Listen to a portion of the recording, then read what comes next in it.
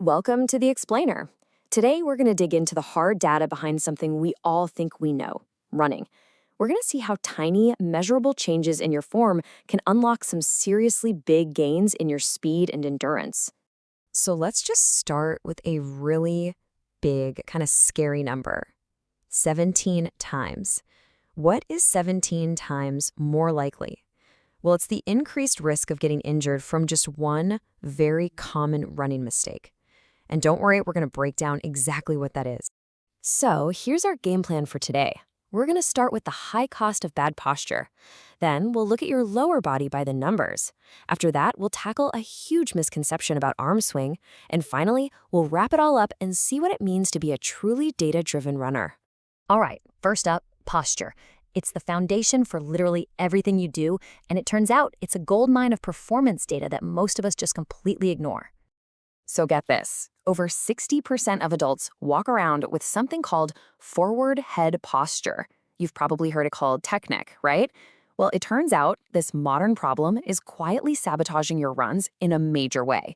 And the impact is immediate. Studies have shown that just letting your head drift forward can cut your lung capacity by up to 30%. I mean, think about that. That's a huge chunk of your engine, your oxygen supply, just gone. But a number like 30%, it sounds huge. So where does it actually come from?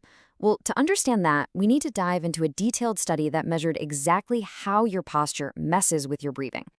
Okay, now check this out. This is data from an NIH study, and it's super telling. On the left, you've got the numbers for someone with a good, neutral head posture. On the right, forward head posture. Just scan down that right-hand column. See FVC, IRV, ERV. Every single one of these key lung function metrics is lower, and not just by a little bit. To make this even clearer, let's just pull out one of those metrics, forced vital capacity. It's basically how much air you can physically force out of your lungs. Look at the difference in those two bars. That visible drop you see right there, that's purely from a change in your head position. It's a real, measurable limitation on your body's ability to perform. But it's not just about breathing. Your posture has a direct link to your injury risk. Researchers found this fascinating detail when comparing injured and non-injured runners. They looked at something called hip hike, or pelvic drop. Healthy runners, super stable. Their hips move a degree or less. But the injured runners, they were seeing a drop of 3 degrees or more. And here it is. This is the big one. That small difference, that instability in the pelvis, it led to a 17 times greater risk of injury. That's the number we started with. It's not some random fluke, it's a data point directly connected to poor pelvic stability. Okay, so we've covered posture. Now let's move down the kinetic chain and apply that same data-driven thinking to the real engine of your run, your legs and your feet. First, let's just quickly define a key metric you'll hear all the time, cadence. It's really simple. It's just the number of steps you take per minute. So what does the data tell us? Well, it suggests that the most efficient runners tend to operate in this sweet spot, between 170 and 185 steps per minute. Now, this isn't some magic number that works for everyone, but it's a fantastic guideline because it helps prevent a massive efficiency killer, overstriding. So, overstriding. Why is it such a big deal? Why do coaches and physical therapists talk about it so much? What actually happens when your foot lands way out in front of your body? Well, here's the number, 3 times. Every time you overstride, your body has to absorb braking forces of up to 3 times your own body weight. It's literally like hitting the brakes with every single step, killing all that forward momentum you're working so hard to build. All right, let's move on up to the upper body now and tackle a really common belief about arm swing with some research that might actually surprise you.